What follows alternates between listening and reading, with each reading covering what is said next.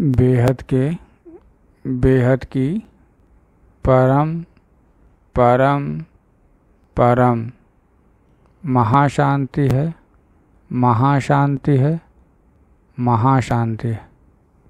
आइए इस पर विचार कीजिए। सीरीज की एपिसोड नंबर 55 पुस्तक है लाइफ इन मल्टीवर्स और हम पढ़ रहे हैं अध्याय 13 ब्लैक होल, ब्रह्मांड का विसर्जन कैसे होता है। इसके बारे में हमने जाना कि ब्लैक होल जो है इसके अंदर शिव की आत्मा होती है और इसमें दोनों होता है, ग्रेविटी एंटी ग्रेविटी, इसमें सब कुछ समा जाता है। एक मिनट सेट कर लेते हैं, इतना नहीं, ठीक है, इतना सही है। इसमें जाना कि ब्लैक होल में शिव की आत्मा के पास ग्रेविटी और एंटी ग्रेविटी दोनों शक्ति होती है और ग्रेविटी एंटी ग्रेविटी यानी आत्मा है, इसमें चैतन्य शक्ति है। साइंस के अनुसार ब्लैक होल्स का सिद्धांत कहता है कि एटम से भी छोटे बिंदु पॉइंट ऑफ सिंगुलरिटी से सारा ब्रह्मांड समा जाता है। ठीक है, अब आगे पढ़ते हैं। ब्रह्मांड का सृजन और व्हाइट होल तथा बिग बैंग थ्योरी का आपसी संबंध। वैज्ञानिक समाज हमेशा से ही यूनिवर्स के जन्म के रहस्य को समझने का प्रयास करते रहे हैं। ठीक है, जैसे जैसे मानव जाति का भौतिक विकास होना शुरू हुआ वैसे वैसे आगे क्या है, वैसे वैसे ब्रह्मांड सोलर मंडल से परे का ज्ञान मनुष्य की समझ में आया। ठीक है, सौर मंडल से आगे गैलेक्सी, उससे आगे यूनिवर्स, यह सब जानकारी सबको पता चली। लेकिन भौतिक साधनों पर अत्यधिक निर्भरता का दुष्परिणाम यह हुआ कि साधनों के माध्यम से मिलने वाले भौतिकी ज्ञान को वैज्ञानिक प्राचीन धर्मशास्त्रों से नहीं जोड़ पाए, प्राचीन धर्मशास्त्रों से नहीं जोड़ पाए। ठीक है, आगे क्या है, सनातन धर्म के वेद शास्त्रों में अंधविश्वास मान लिया गया। भौतिक साधनों की अत्यधिक निर्भरता का दुष्परिणाम यही हुआ कि शास्त्रों और धर्मों को इसे जोड़ नहीं पाए। विचार कीजिए, क्यों वेदों और शास्त्रों को विज्ञान से जोड़ा नहीं गया, क्या कारण था। आगे बढ़ते हैं। पूज्य बापू जी के अनुसार हिंदुओं के वेद शास्त्रों में हमारे ब्रह्मांड यानी सौर मंडल का पूरा इतिहास और भूगोल है। वाह, हमारे सूर्यमंडल ब्रह्मांड कैसे बना, किसने बनाया, कैसे संचालित होता है, कब विसर्जित होता है, यह सारा ज्ञान शास्त्रों में पहले से ही मौजूद है। बिल्कुल, ये सारा ज्ञान तो है ही है पहले से। ठीक है, वैज्ञानिकों की इसी गलती के कारण आज इतनी उन्नति कर लेने के बाद भी वे यूनिवर्स को सही नहीं समझ पा रहे हैं। उनका मत है कि यूनिवर्स आज से लगभग 13.7 मतलब 13.7 अरब प्रकाश वर्ष पहले बना। 13.7 अरब वर्ष पहले, प्रकाश वर्ष नहीं, अरब वर्ष। प्रकाश वर्ष तो दूरी को नापा जाता है, ये समय को नाप रहे हैं, इतना अरब का। ओके, आगे बढ़िए। बिग बैंग या बिग बंग नाम की घटना के साथ बना। साइंस वाले कहते हैं कि बिग बैंग के नाम या बिग बंग के नाम घटना के साथ बना। बिग बैंग क्या है, अब आगे के थ्योरी में जानते हैं बिग बैंग का थ्योरी क्या कहती है। बिल्कुल, आगे है। करीब 1380 करोड़ साल पहले अणु से भी छोटे एक छोटे से बिंदु सिंगुलरिटी में से सब कुछ अस्तित्व में आया।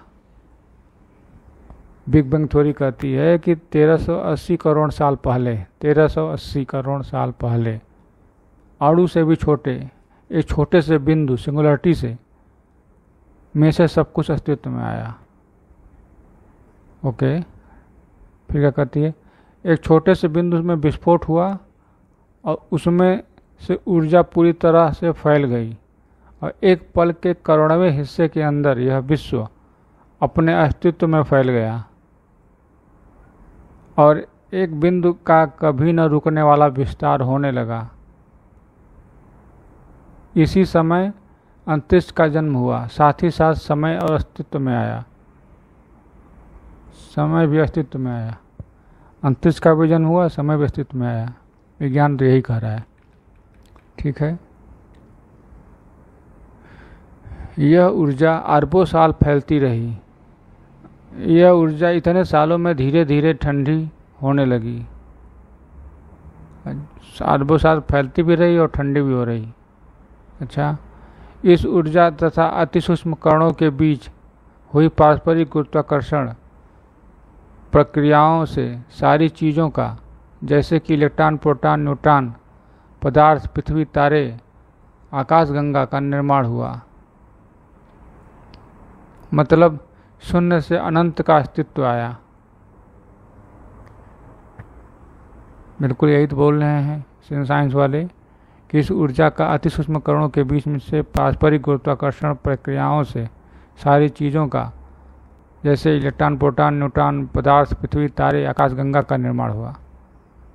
लेकिन ये समझ में नहीं आएगा गुरुत्वाकर्षण का कैसे निर्माण हुआ। गुरुत्वाकर्षण कहाँ से आया? बिंदु के गुरुत्वाकर्षण से। विचार कीजिए कि क्या साइंस जो कह रहा है कि बिग बैंग एक पॉइंट से बिग बैंग हुआ, एक पॉइंट से सब कुछ बना और बनता ही जा रहा है, या कुछ और है सत्य? आगे बढ़ते हैं। यूनिवर्स के जन्म के विषय में वैज्ञानिकों की सबसे बड़ी त्रुटि है कि वे हमेशा ही सौरमंडल, आकाशगंगा और यूनिवर्स को एक विराट प्रयोग, एक्सपेरिमेंट की तरह देखते हैं। विज्ञान वाले सौरमंडल को, आकाशगंगा को, यूनिवर्स को एक विराट एक्सपेरिमेंट देखते हैं। एक्सपेरिमेंट हो रहा है, मतलब एक्सपेरिमेंट मतलब प्रैक्टिकल हो रहा है,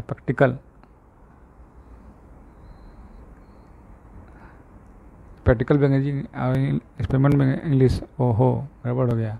क्या बोलेंगे एक्सपेरिमेंट का हिंदी? प्रयोग। हाँ, विराट प्रयोग।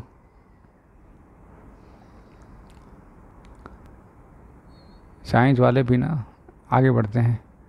वे अंतरिक्ष को तथा यूनिवर्स के रहस्यों को किसी स्थूल मनुष्य की दृष्टि से ही देखते हैं। बिल्कुल यही बात है। अगर मनुष्य की दृष्टि से देखेंगे तो यही सब बोलेंगे। यही कारण है कि उन्हें संपूर्ण ब्रह्मांडों, आकाशगंगाओं तथा यूनिवर्स की वर्तमान अवस्था एक संयोग मात्र से निर्मित हुई लगती है। बिल्कुल बात सही है कि यही कारण है। जैसे मनुष्य मान लेता है कि सब कुछ संयोग से होता है, उसी तरह यह भी संयोग से हुआ, क्योंकि मनुष्य के रूप में रहते हैं। वैज्ञानिक भी ना, उनका मत यही है कि बिग बैंग के बाद भी सारा यूनिवर्स मात्र गुरुत्वाकर्षण बल के कारण ही अपने आप बन गया। गुरुत्वाकर्षण बल के कारण ही मात्र। यह भी तब जब वे गुरुत्वाकर्षण बल क्या है और कैसे उत्पन्न होता है सही नहीं जानते हैं। बिल्कुल अभी मैंने ऊपर सवाल किया था, विचार कीजिए में, ये गुरुत्वाकर्षण बल क्या है और कैसे उत्पन्न होता है, इसको सही बारे में नहीं जानते हैं। तब भी ऐसे ज्ञान देते हैं कि गुरुत्वाकर्षण बल के कारण ही बिग बैंग अपने आप बन गया, मतलब सब कुछ।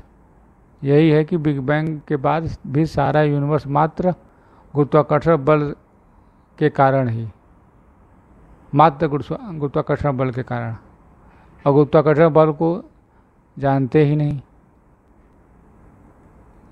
साइंस वाले। ठीक है, वास्तव में ब्रह्मांड आकाशगंगाओं तथा यूनिवर्स को व्यवस्थित ढंग से पूरे प्लान के साथ बनाया गया था। बिल्कुल, अगर पूरा प्लान से न बनता तो क्या शास्त्र में जो बताया गया समय है, ब्रह्मा का समय, वो सब कैसे टिकता, कैसे माना जा काउंट होता है कितना समय तक रहेगा? कभी भी खत्म हो जाती। विचार कीजिए इस पर। हर गैलेक्सी के क्रिएटर अलग हैं। बिल्कुल, हर सूर्यमंडल यानी ब्रह्मांड के रचयिता अलग अलग है। बिल्कुल, जब रचना ही अलग है तो रचयिता अलग होगा ही। रचना मतलब गैलेक्सी की रचना है, स्थूल है, दिखती है, ये गैलेक्सी है, उसका क्रिएटर भी अलग है। उस तरह सोलर मंडल भी स्थूल है, दिखता है, उसका भी रचयिता अलग है। वाह! और इनके सृजन विसर्जन की अवधि भी निश्चित है। वही अभी मैंने बोला, अभी मैंने विचार करने के लिए कहा कि कैसे इनकी सृजन और विसर्जन की अवधि ब्रह्मा जी के 100 साल निर्धारित होता है। अगर निश्चित जब है, अगर संयोग मात्र है तो निश्चित हो नहीं सकता समय। विचार कीजिए इस पर। ठीक है, आगे का व्हाइट होल के बारे में अगले एपिसोड में पढ़ते हैं। तब तक के लिए बेहद की परम महाशांति है।